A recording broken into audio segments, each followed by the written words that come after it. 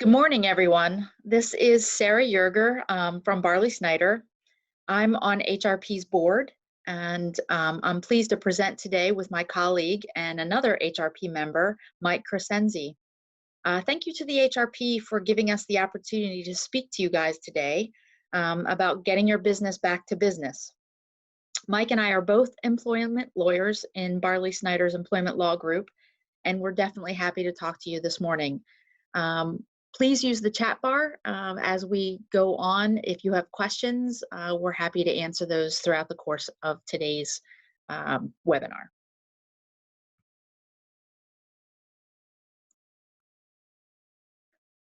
We want to give you a disclaimer that because of the ever-evolving nature of COVID-19 and the issues, we are giving you our thoughts, our best thoughts at this time, but we are not acting in a capacity as your attorneys. So please, if you have any questions or follow up afterwards, please reach out to us.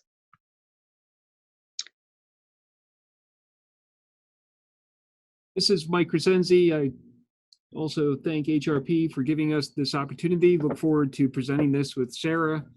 And I wanted to go over what we're going to talk about today. And you see the roadmap slide up on the screen. Sarah's going to talk about what is happening in Pennsylvania right now. And then we'll turn to return to work plans for reentry and the new normal in our state and in our country. We'll talk about what employers need to do to maintain a safe working environment and the various laws that might be implicated. We'll have Sarah talk about non-union and union perspective. And then we have some questions at the end that we think many people might have, and so we'll take a shot at answering those.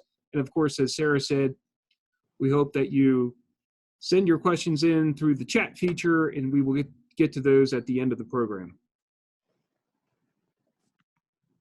So where are we now? Obviously, we're still in a state of a global pandemic. Pennsylvania, the at-home order was extended until June 4th. And as many of you know, there's a phased approach that the governor has recommended. The first phase was 24 counties, which already went back on May 8th. To this yellow phase. And then there's 13 more counties which are going into the yellow phase on May 15th. As of May 1st, the construction industry is back to work, as well as golf courses and other recreational businesses. Another stat is Pennsylvania is leading the nation in unemployment compensation claims.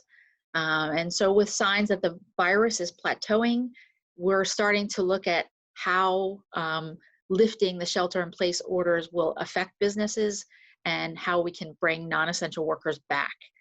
And we're hoping that you're turning your attention to planning to how to do it safely for your employees.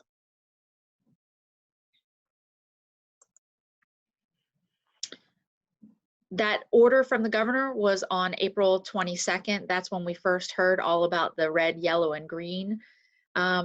The federal Opening Up America Again guidelines, they also set forth 3 phases, I think with each phase being at a minimum 14 days each. Just to be clear, these guidelines do not have the force of law and they don't supersede the applicable state health orders. Interestingly, over the weekend, this PowerPoint wasn't updated from some of the interesting things that happened over the weekend with regard to local municipalities, county commissioners, local city governments, basically saying that they're not going to comply with the governor's order and they're going to move into the yellow phase. So let's just understand, we've heard about this a lot. I just want to be clear about what these phases mean.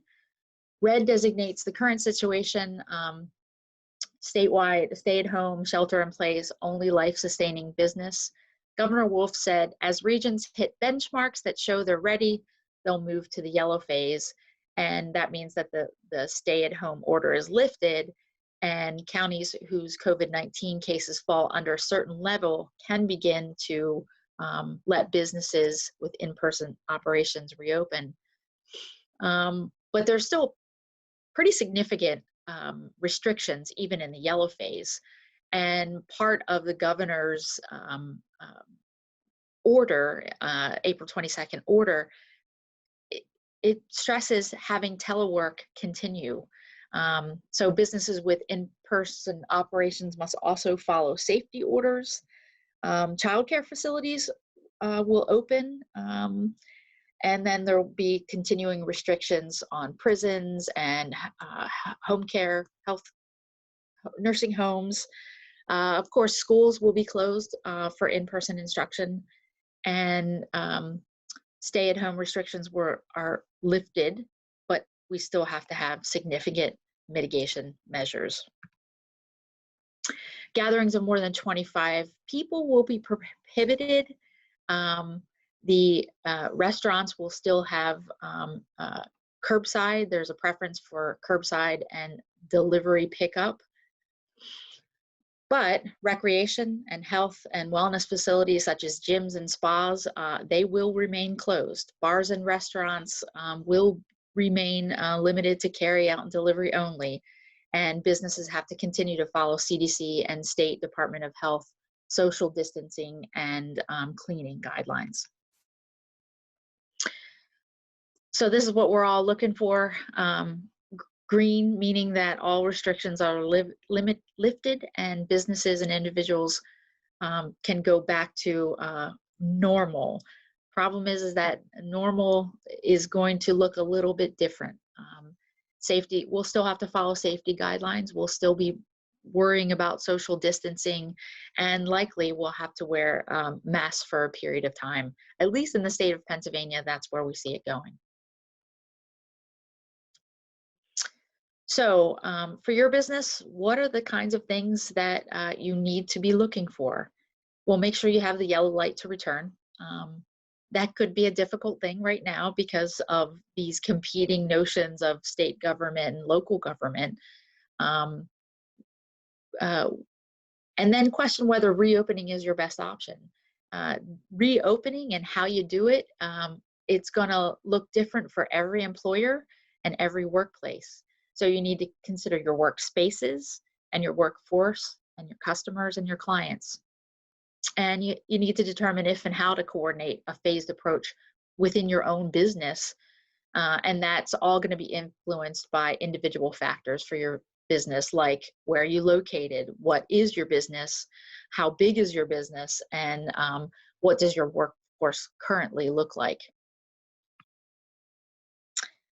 We've listed some of the CDC guidance.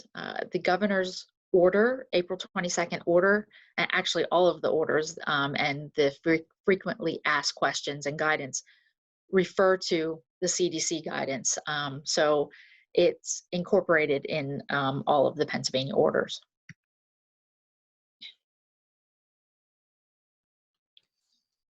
All right, thank you, Sarah. Let's talk about making a plan and communicating that to the employees. If you could go to the next slide, please, Sarah. Yep.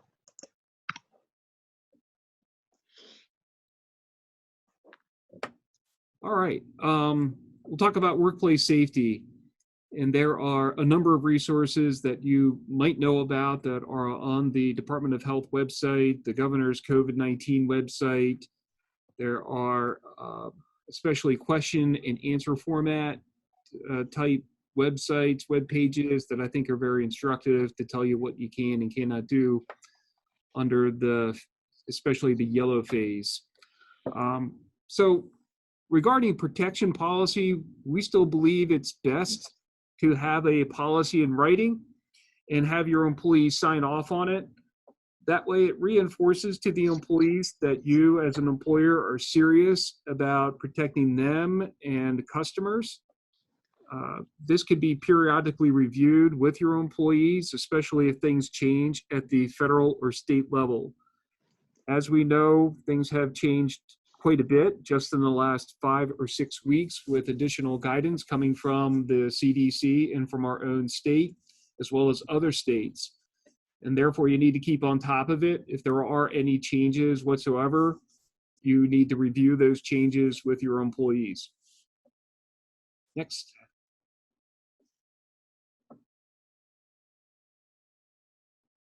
Sarah touched on this about continuing to telework. The governor strongly encourages businesses that have telework during this crisis to continue to do so, even during the yellow phase. Some of the ideas that the Department of Health has come out with is to stagger shifts, rotate people or departments in and out, so you don't have too many people congregating in one place at one time. Next.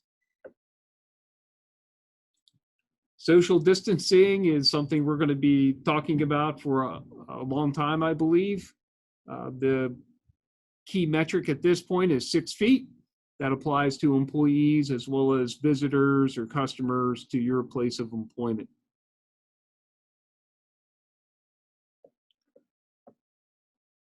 Many of you might not know this, but the Secretary of Health does have an online form that some people refer to as a snitch form, where employees and customers can report a business to the Department of Health if they believe that the business is violating the rules regarding how they're to comply with the regulations and rules and how they're dealing with customers and also their employees.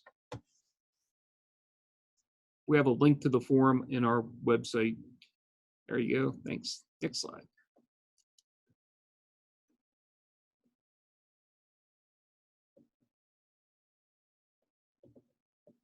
As you consider opening up in the yellow phase, then of course you got to figure out what you're going to do with your customers. Many of us have already experienced these kind of restrictions for those businesses that are life-sustaining. If you've been to the grocery store or the hardware store, you have seen the one-way signs, you've seen placards on the floors telling you what 6 feet looks like. You've seen access points limited, either it's a ingress or egress out of the store, which may have been different. In fact, I was going to BJ's the other day, and I was so used to years of going into this one entrance, I really wasn't paying attention and realized halfway through that it had turned into an exit only, and that the other entrance on the other side of the store was where I was supposed to enter. And those are the kind of things that you're going to have to take into consideration as you open up your business and whether you have the capability of keeping people apart as much as possible. We've heard so many commercials now, especially from pizza companies, about contactless pickup and delivery. I believe that's here to stay. That's something you can consider. And of course, what we're doing now regarding webinars and Zooming and Teams might also be something that's here to stay.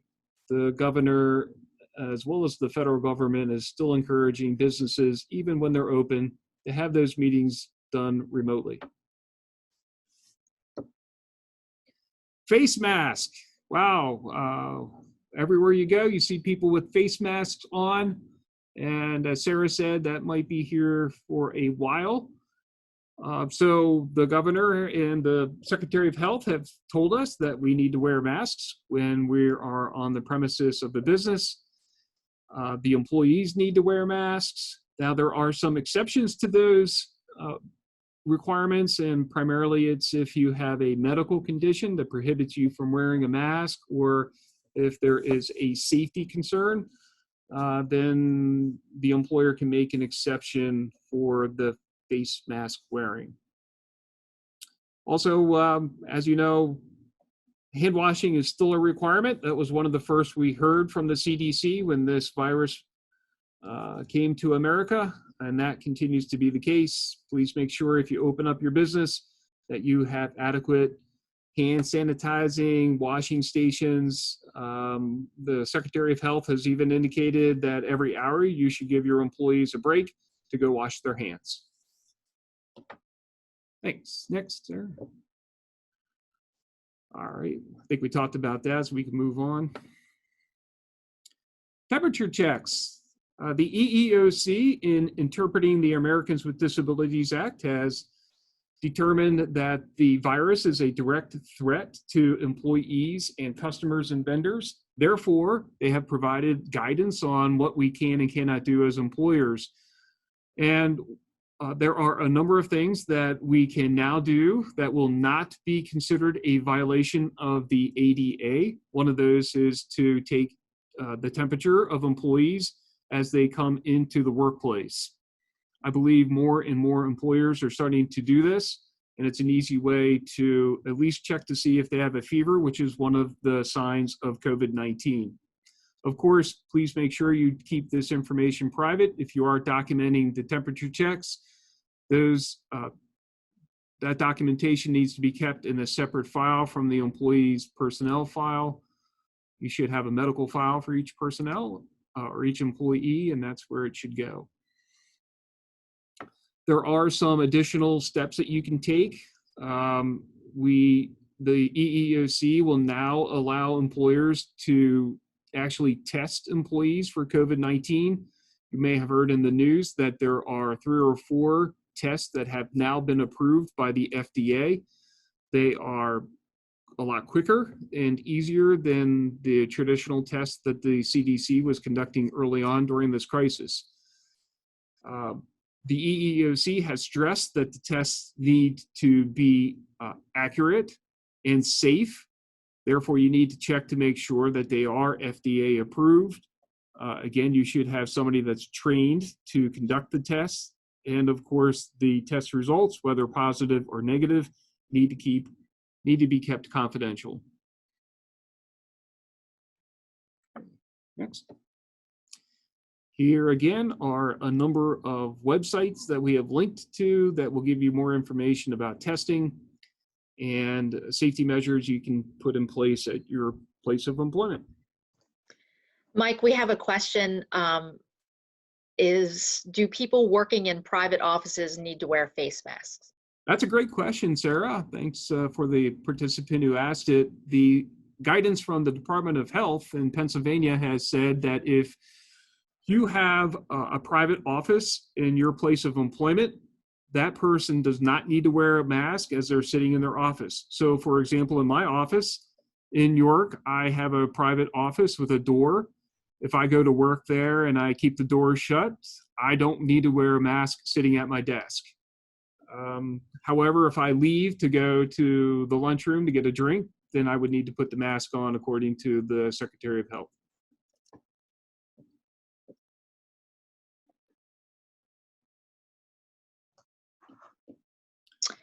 Thanks, Mike.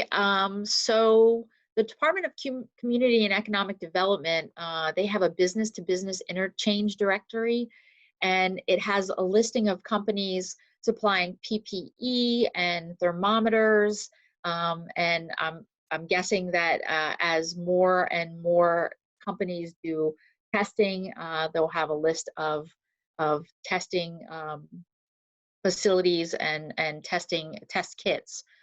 So keep an eye out for that B2B website because it might be very helpful for you. There's another question that I just saw about temperatures. Do temperatures have to be taken in the office setting? So go ahead, Sarah. No, you can go ahead, Mike. So you can take temperatures anywhere you want. You don't have to take temperatures. You're not mandated to do it by the state or the federal government. It is a tool to hopefully screen employees who maybe don't realize they were running a fever or are running a fever and feel like they have to come to work anyway. So it can be manufacturing, office setting, anywhere you want. You can screen people as they come in to make sure that they're not running a fever. And if they are running a fever, you can send them home. Hopefully they can get a test to see if they have COVID-19. Of course, fevers are a symptom of many other problems, not just COVID-19.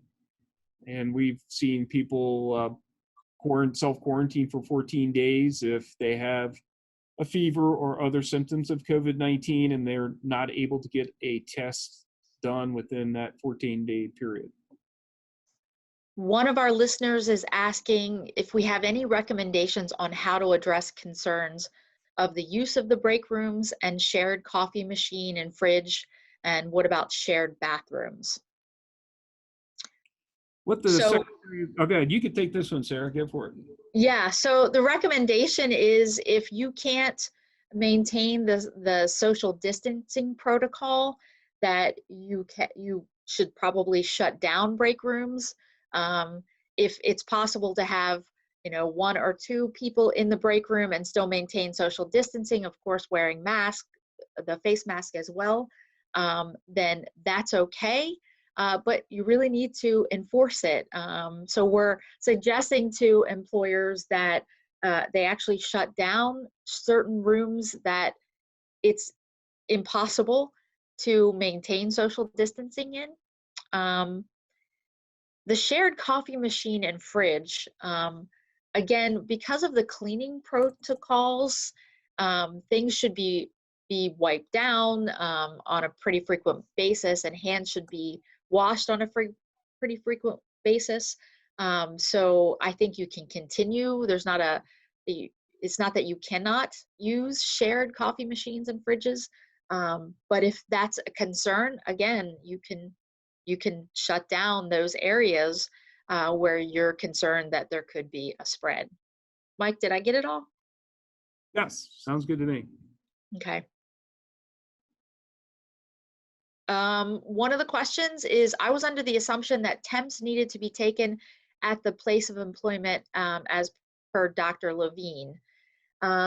They do not have to be taken at the place of employment until, and we're going to get to this later in a question, but I'll answer it now, until there is a case of COVID-19 in the workplace. If there is a case of COVID-19 in the workplace, then there is a requirement that employees have temperatures taken after is it a 2-week period afterwards? So there is a requirement after there's a confirmed case.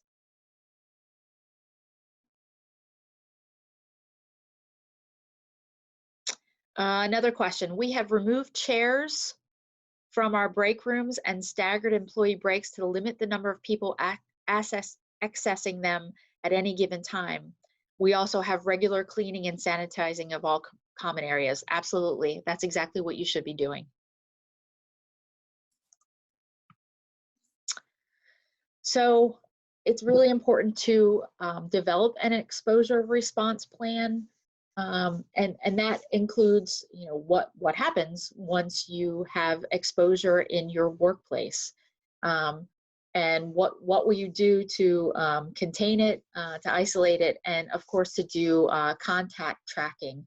All of those should be laid out in some sort of procedure, and all of that should be communicated to employees. One, because it will make them feel assured that you have a plan in place, and that you will follow the plan. You also need to relay to employees stay-at-home requirements after a positive test of COVID-19 in the workplace. And you need to also have a plan about how you're going to communicate to affected staff.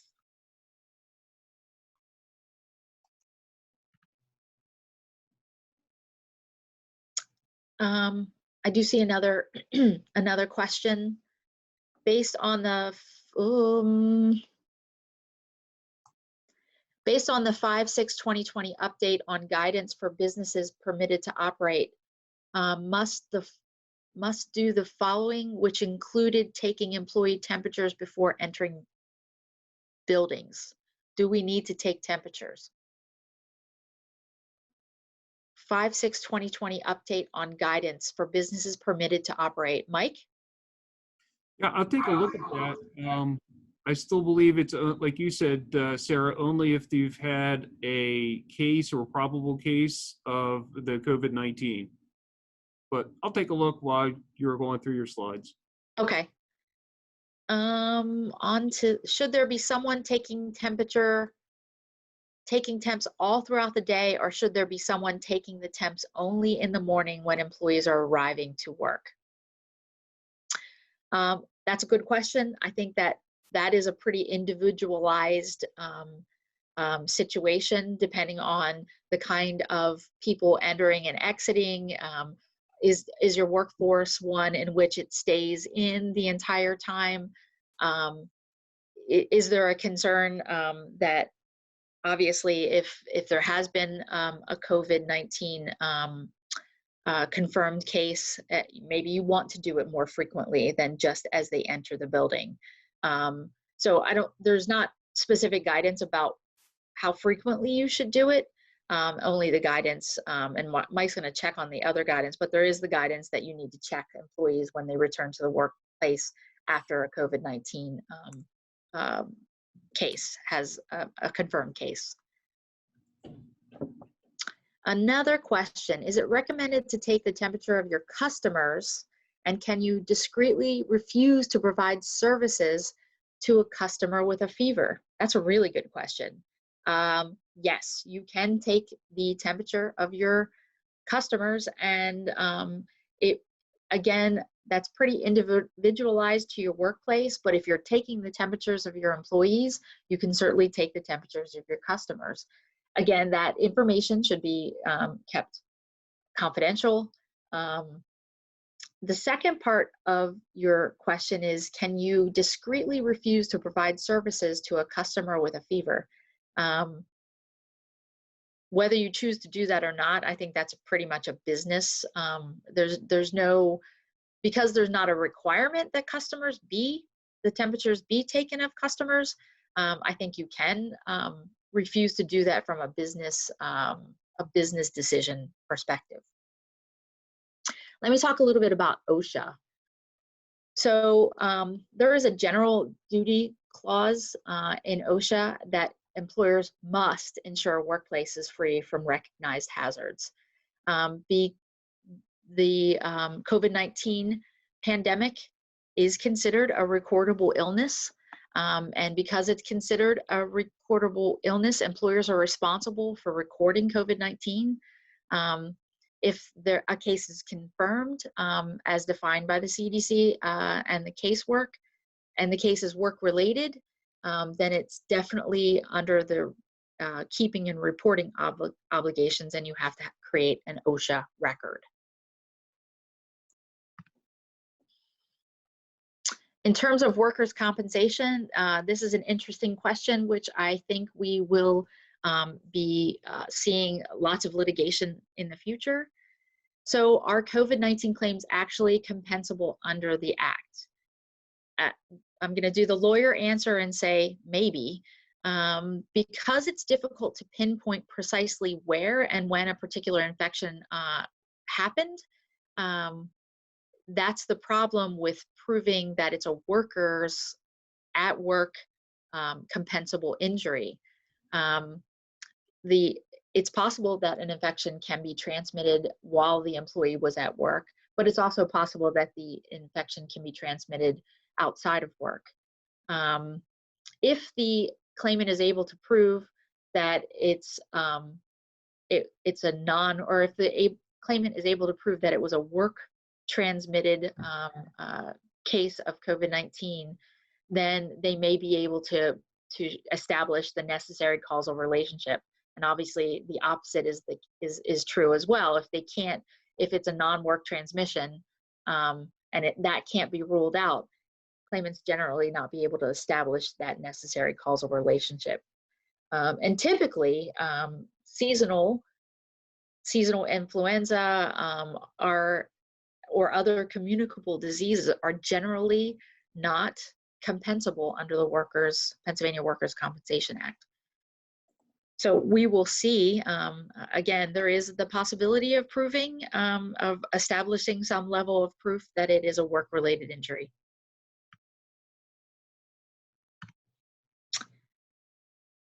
Key questions. Okay. So I'll take the first one, Sarah. What if an employee objects to returning to the workplace after shelter at home? We are already receiving that kind of question from a number of clients, and a lot of it has to do with communication, in my opinion. uh, and what exactly is happening with the employee. If there is a generalized fear of returning to work because the employee believes they may contract the virus while working or being exposed to customers or other employees, that is not a sufficient reason. And therefore, the employer can tell the employee that work is available and that if they do not return based on that reason, the employer can terminate the employment, consider it a voluntary quit, and fill the position. Furthermore, the Unemployment Compensation Office has indicated that generalized fear of an employee may jeopardize that employee's receipt of unemployment compensation benefits. If the employee has an underlying condition that is a risk factor for the COVID-19 virus, then our recommendation is that the employee should receive something in writing from a healthcare provider indicating that the employee is in a high-risk group and cannot work, basically needs to self-isolate. At that point, we believe that the Unemployment Compensation Office may consider that to be a good reason for an employee not to return to work and therefore will not be considered a voluntary quit. Again, we don't make those determinations. The office, the Unemployment Compensation Office does, but from every indication from what we're seeing, that kind of proof may be sufficient to allow that employee to retain their unemployment compensation benefits. Again, if you're an employer that's subject to the Family First Coronavirus Response Act and they have been ordered to self-quarantine, then they may be entitled to the 80 hours of paid emergency sick leave. So that's something else you need to take into consideration. I would tell you that for those individuals that are afraid of coming back to work, employers just need to do a great job of communicating the steps that they're taking to keep employees safe. I can't stress that enough. You need to over-communicate and continue to reinforce how you care about them, what steps you are taking, show them what the guidance is from the CDC, what the orders are from the Pennsylvania Secretary of Health, and that you are either complying with those or exceeding orders so that you can people feel safe. Of course, you can provide whatever protection is needed and required to make people feel safe when they come back to work. Mike, we have a question. What if the employee's reason is being part of the vulnerable group, meaning the 60 plus or asthma? Again, I think that they should get a note from their healthcare provider. Now that we have more healthcare providers participating in telemed and patients feeling more comfortable doing that, that would be a great opportunity to review those concerns with your healthcare provider. Your healthcare provider will have your medical chart and your history available, and therefore you can discuss with your healthcare provider your concerns. And if your healthcare provider agrees with you that you are too much at a risk of contracting the disease, the virus, if you are at the workplace, then the healthcare provider should provide you with that note. And that would, again, help you obtain those benefits that the employee needs. Again, you can't, as an employer, you can't force the employee to come back to work. You may still need to fill that position, but your employee will receive the unemployment or the FFCRA benefits to provide the money needed to care for them and their family. Thanks, Mike. I have another similar question. I have an essential employee that decided to leave work on 3/24 to care for his child. The daycare was closed. His wife works from home. He doesn't want to return at this point. How long do I have to wait since he's essential? Is his job protected?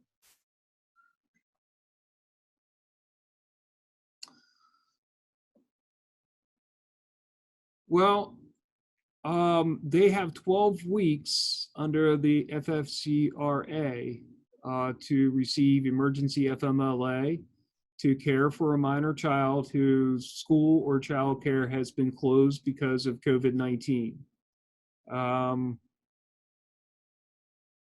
Since he went off 324, I don't believe that 12 weeks has expired without looking at my calendar.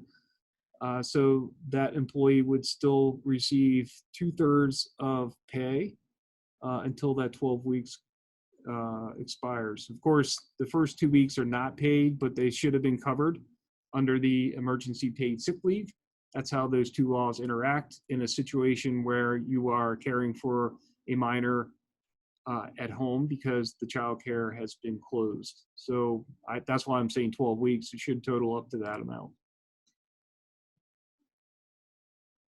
Perfect. There are a lot of questions coming, so if we've missed any questions, we'll come back at the end and try to get all the questions. So I'm going to take the next question. What if an employee objects to returning to the workplace because of childcare or to take care of someone with a serious medical condition? Mike just answered that in part of that question. The first question we are asking our clients is, can the employee telework? If it's possible for the employee to telework, then we don't have to get into the eligibility for extended emergency leave or leave under the FFCRA.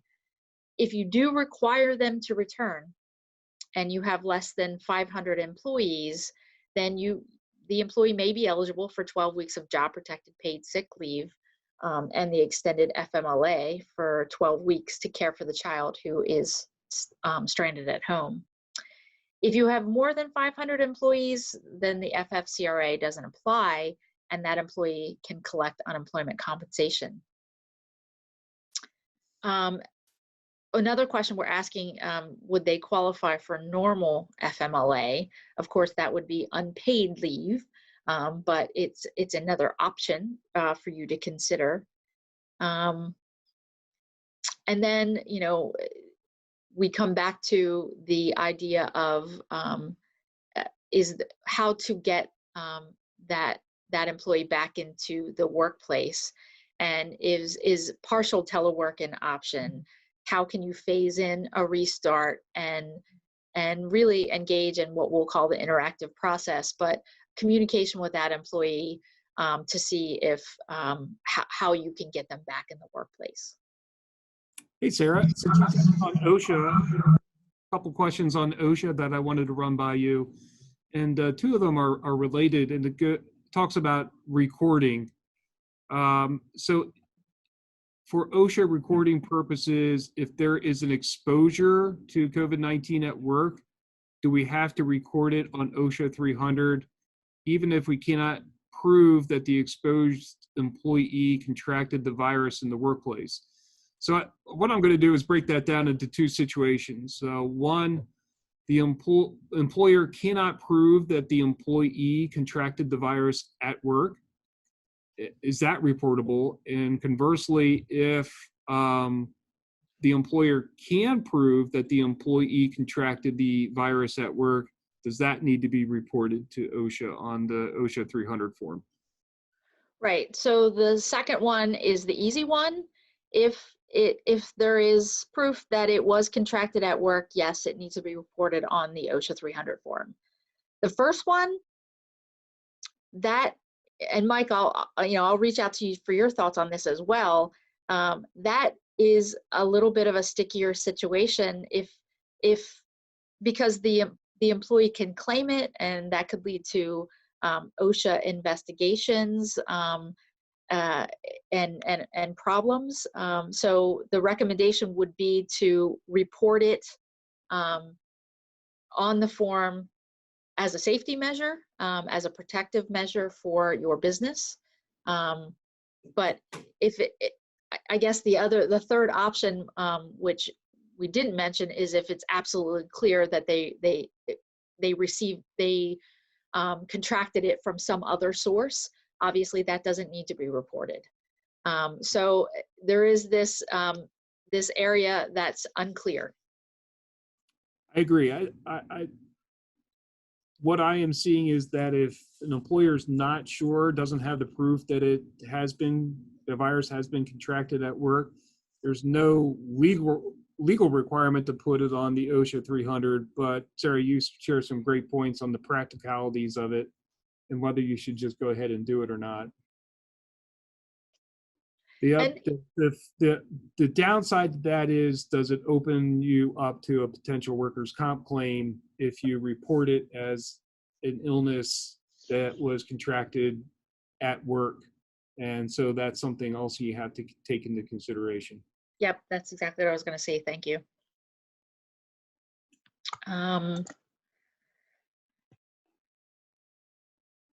Mike, do you want to take this one? Sure. Let's see. Our standard question, I don't see it on the screen, Sarah. Or the ones from the participants. No. Oh, no. This is the slide 32. All right. So employee concerns, how will you keep me safe? I think we've touched on this already. Communication is certainly the key to this. Make sure that you're communicating what measures you're putting in place, how you might be exceeding the Department of Health and the CDC guidance, how you're doing your best to create social distancing. I've seen some very creative ways that employers have done this. They've put up plastic shielding between workers. I mean, you got to look at your workspace and think creatively, okay, what can we do to make this work? And I think once you put your heads together, take a look at the spacing, how your employees move during the day, you can be very creative and find some, frankly, inexpensive ways to not only comply with the requirements, but exceed them and make your employees safe about coming back to work, and also to make your customers feel safe. And one of the things we don't give a lot of thought about is, even if you open in the yellow phase, are your customers, your clients, going to feel comfortable coming back and spending money at your place of business? They got to feel safe. So if you've got a crowded place and you're not really practicing social distancing as much as you might be able to, that gets out, and maybe your customers don't come back for a while until they feel safe in general society. So that is something you really need to take into consideration if you have a retail operation or something where you have customers coming to your place of employment. We have a couple more questions, Mike, and let me share them.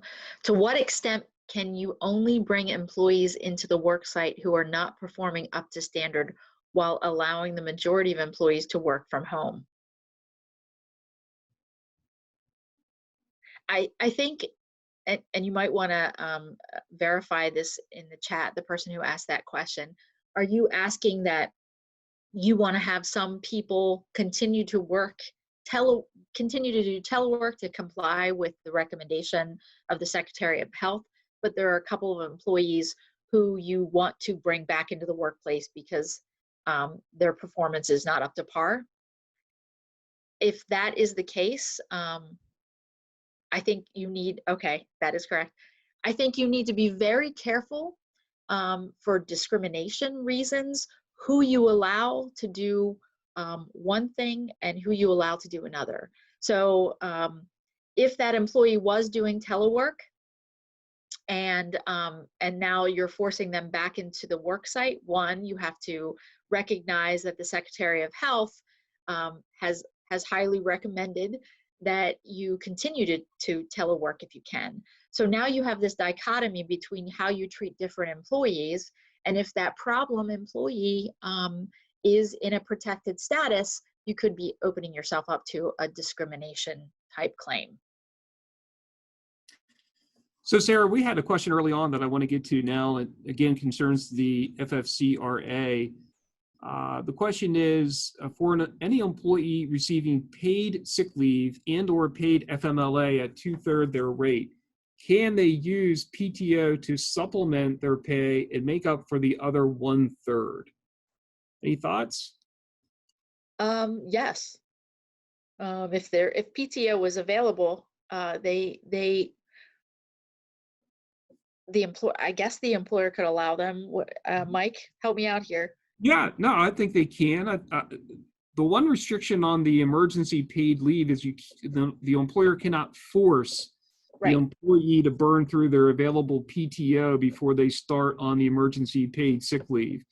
But if the employee voluntarily wants to use their accrued PTO to make up any difference or have some supplemental pay, then if the employer agrees, then they can do that.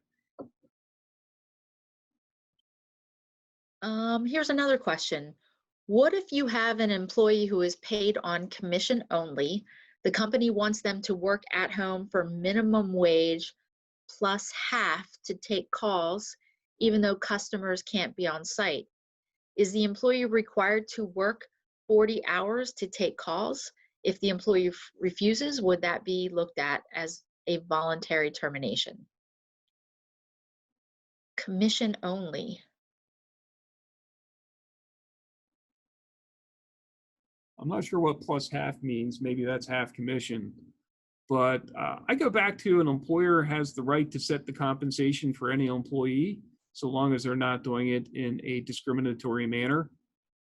So if the employer has decided to change the compensation structure, given the current state of affairs in this country, then I think they can do that. Again, as long as they're not discriminatory and they're not violating or breaching an employment contract the employer may have with the employee.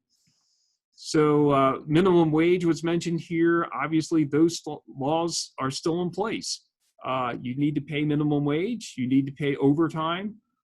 They have not been waived like some other laws, or we've received some clarification like with the EEOC with the ADA. If the employee refuses to work a restructured job or doesn't agree to the new compensation system, then that employee has every right to refuse to work and can voluntarily quit, or the employer can terminate that employee. Again, that might subject there might be an unemployment compensation claim that could be filed. But in my opinion, this question goes back really to what we were dealing with all the time before COVID-19 on what you can and cannot do with employees regarding their compensation. Right, I agree. So, what are my employer obligations when there is a confirmed case in the workplace? We alluded to this a little bit earlier. That Secretary of Health order, I ask that all of you really take a look at it for yourselves. It requires particular protocols be put in place. You have to clean and disinfect the work area. You have to close off areas for at least 24 hours before you begin to clean and disinfect. You have to identify close contact with the person who was confirmed from 48 hours before they exhibited symptoms, and then follow the CDC guidance. Asymptomatic employees can continue to work, but if they have any symptoms, they obviously need to be sent home immediately. And if there is a confirmed case, then that Secretary of Health order requires temp screening for all employees. And we're going to take a look at, the order that was mentioned, or the guidance that was mentioned, but it's still our understanding that you don't have to do it unless there's a confirmed case in the workplace.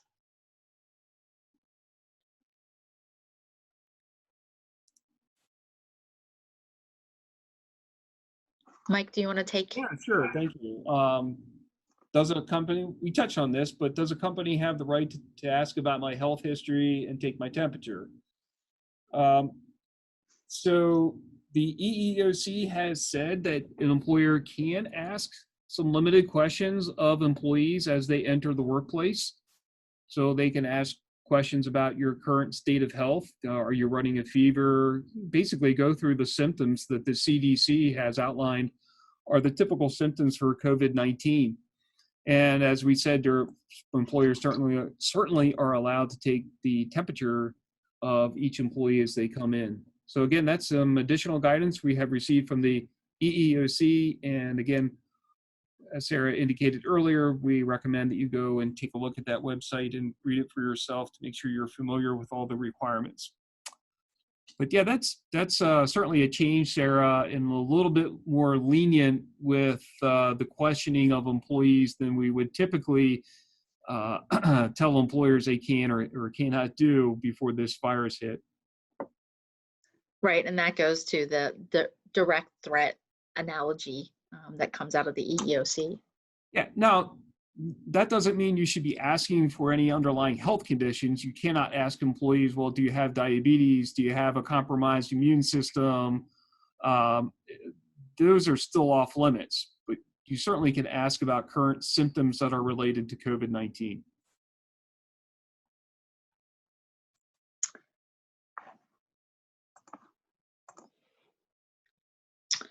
Oh, sorry.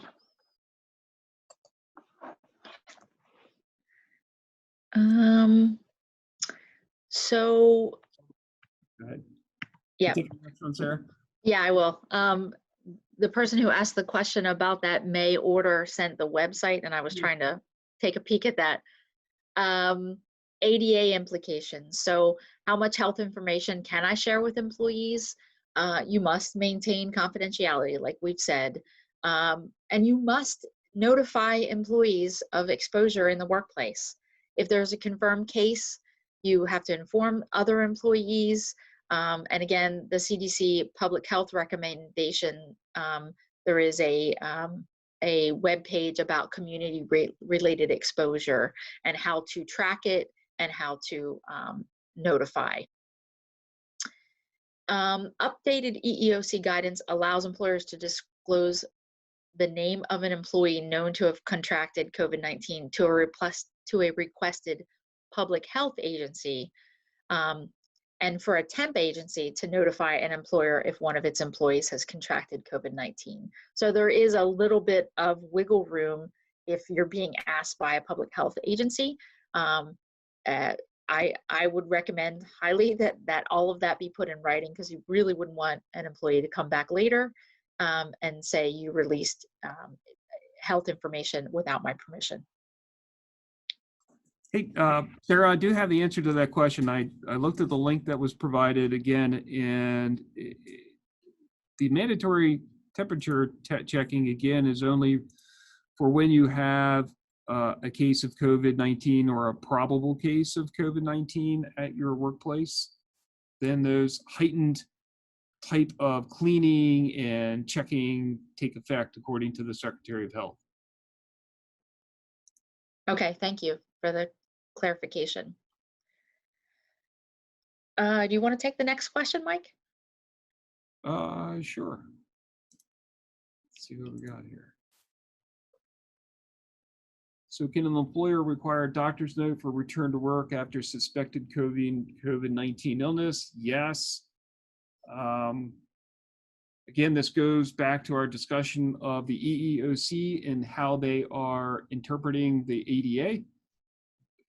And you certainly can do that. If somebody has had COVID-19, you can have a fitness for duty certification to make sure that they no longer have the virus, because the EEOC has considered the virus to be a direct threat to other employees. So you're going to want to have some sort of release, some acknowledgement that this employee is not going to infect your other employees. So Sarah, we have about 5 minutes left. We have a couple more questions that we might want to get to from the participants before we sign off. Unless you want to give a 1-minute summary of the union, non-union type issues that employers might be facing. Yeah, let me just share that and then we'll get to those questions. So what are employee rights in regard to the National Labor Relations Act? I can't stress enough that even if you're not a unionized facility, you still must comply with the National Labor Relations Act. And the issue that you might come across as an employer returning employees to the workplace is if employees have concerns, they have Section 7 rights, and you need to address their concerns because they can go to the NLRB and claim that you're violating their right to protected concerted activity. We'll see this mostly with safety concerns. So if you're not complying with safety issues, or going back to communication, if you're not communicating well with employees, they might think that, you know, safety issues are ongoing. So communicate, make a plan, communicate it, but also address it if it comes up, because you really don't want your employees, unionized or not, going to the National Labor Relations Board. Great, thank you. We could talk to our producers and maybe they can send me an answer on the chat box, but I believe a copy of this presentation will be available to anyone who signed up for today's webinar. And the answer from the producers is yes. So you'll certainly get the slides along with all the links, which I think will be very helpful to you. Thank you to our producers for such a quick response. So a couple questions here, Sarah. This one just popped up. I thought the Pennsylvania Department of Health said they did not want employers requiring employees to go to the doctor. A lot of people with symptoms were told not to go to the doctor unless symptoms got bad. Go ahead if you want to try to answer that one, Sarah, and I can jump into it. Yeah, I think we're talking about two different things here. So if you have a positive or a confirmed case of COVID-19 and that employee is returning to the workplace, that employee will have may have likely been taken care of by a doctor. So it's a little different than an employee who may have COVID-19. And yes, you're right. There was a recommendation that if you're sick, stay home. But we're suggesting that if you have a patient or an employee with COVID-19 confirmed, that you need to ask for some sort of release from a doctor that treated that person.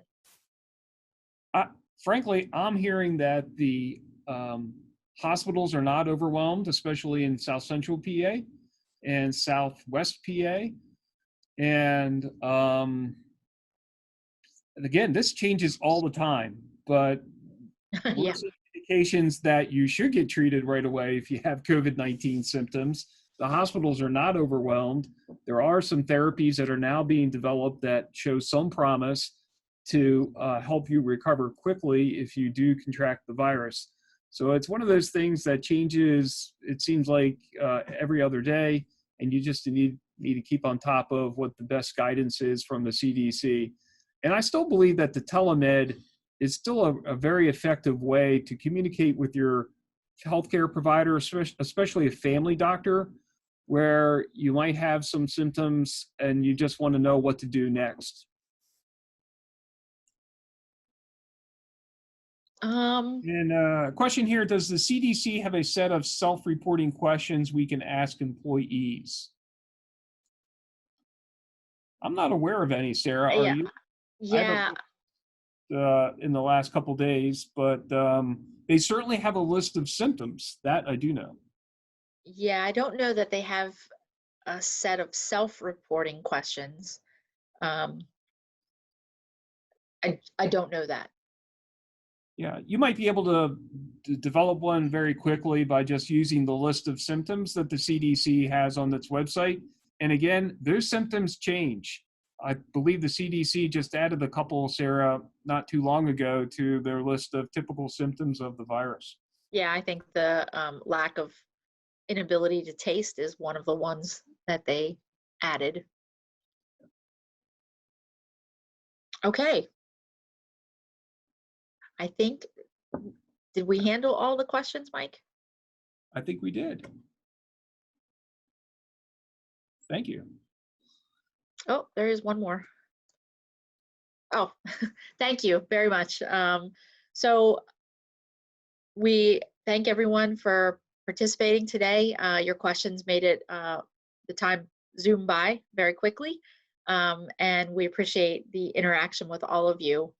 Hopefully, you all are getting back to business, and this helps you.